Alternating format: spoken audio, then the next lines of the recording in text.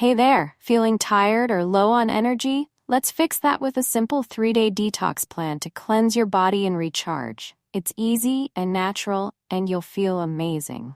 Day 1, clean start morning. Start with warm lemon water to wake up your system. Breakfast, a green smoothie with spinach, banana, and almond milk. Lunch, a light quinoa salad with veggies. Dinner, a warm bowl of vegetable soup. Sip detox water all day. Just add cucumber, mint, and lime. Day 2. Power up. Begin with a refreshing green juice, celery, kale, apple, and ginger. Lunch, a Buddha bowl with sweet potato, chickpeas, and broccoli. Evening, relax with herbal tea like chamomile. Day 3. Reset and energize.